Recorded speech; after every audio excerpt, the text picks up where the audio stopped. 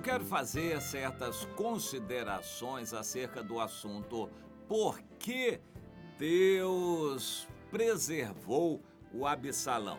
Deus quis preservar o Absalão. Se Deus sabia que ele não valia um centavo furado, por que Deus quis preservar o Absalão?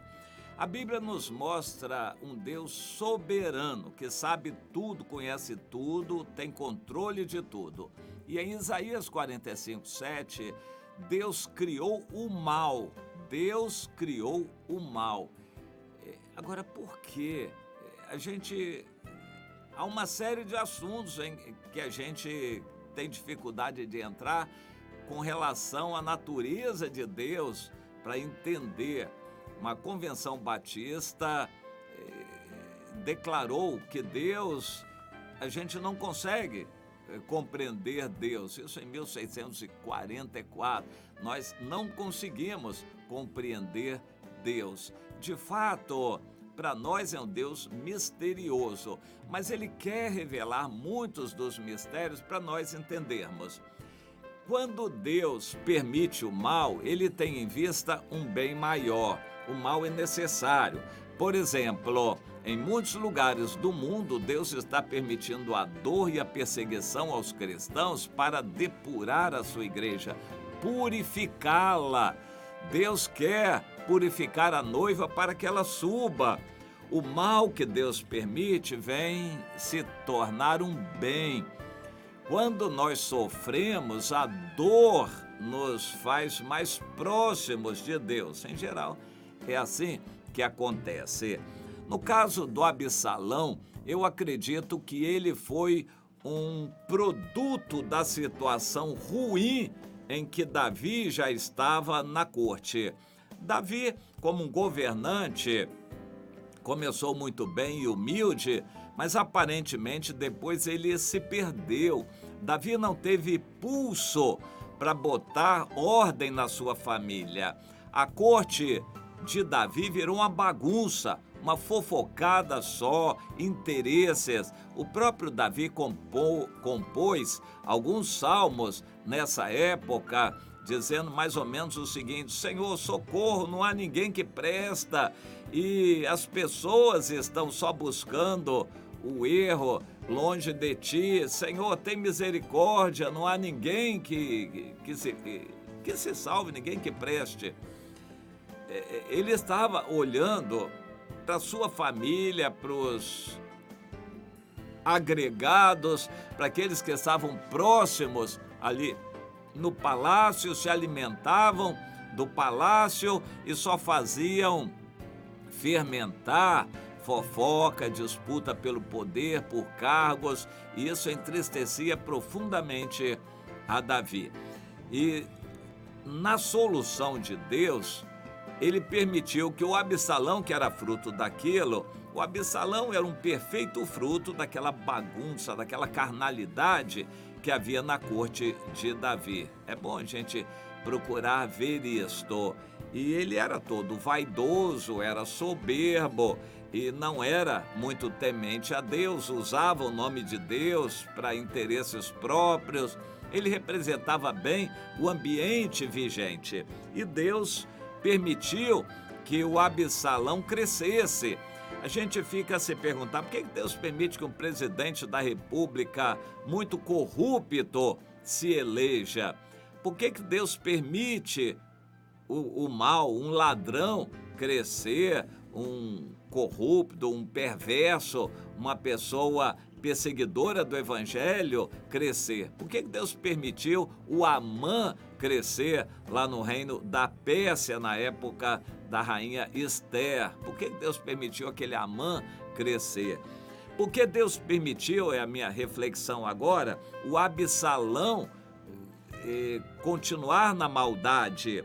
Em 2 Samuel 14, nós temos essa história. O Absalão já tinha matado o irmão dele, o Aminon. O pretexto era vingança por causa da irmã dele, que tinha sido violentada pelo irmão, pelo Aminon. O Aminon violentou a Tamar. E, em defesa da Tamar, o Absalão matou o Aminon. Ele planejou, deixou o ódio fermentar no coração dele até que pensadamente, planejadamente, ele praticou o assassinato do seu irmão. E depois fugiu, porque ele sabia que Davi não gostaria do que ele fez. Ele fugiu 2, 3 anos longe até a poeira assentar. Depois ele quis voltar e pediu ajuda do primo dele, Joabe, comandante do exército, que contratou uma mulher muito sábia, que foi chorar ali no colo do rei Davi, pedindo pelo filho dela. Na verdade, ela estava intercedendo pelo Absalão e jogando em rosto de Davi a incoerência. E ela disse: eu tinha um filho, era mau, o outro matou aquele filho mau. E o filho bom, agora a vizinhança toda, a parentela, está pedindo o filho que matou para matar também. Aí vão apagar a minha luz, os meus filhos vão se embora. Eu vou ficar sem filhos se essa justiça for feita. Isto era a justiça que tinha que ser feita de acordo com a lei. Não matarás, mas quem matar tem que morrer. Era o que tinha que acontecer. Aí eu vou ficar sem filhos. Ela argumentou assim, Davi gostou da argumentação, concordou com ela, depois ela jogou em rosto: Davi, essa situação é a sua. Você viu, um filho morreu, não tem mais jeito de voltar, mas agora, esse filho que aí está, você está perdendo também, porque ele está longe. Você não quer fazer esse filho voltar.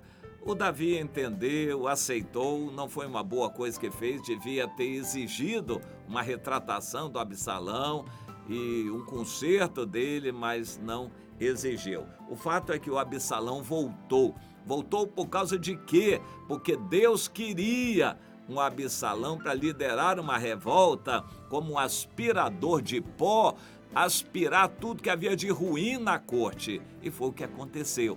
O Absalão capitaneou, liderou uma revolta contra Davi, levando atrás dele todos os que estavam interessados no poder e não numa amizade verdadeira a Davi. A maioria dos que estavam ali não estavam ali por causa de Davi nem de Deus, estavam ali por causa do poder, do cargo, do salário. Infelizmente, as igrejas estão cheias de pessoas que estão ali por interesse, não por amor a Deus, é por interesse. Isso é mal.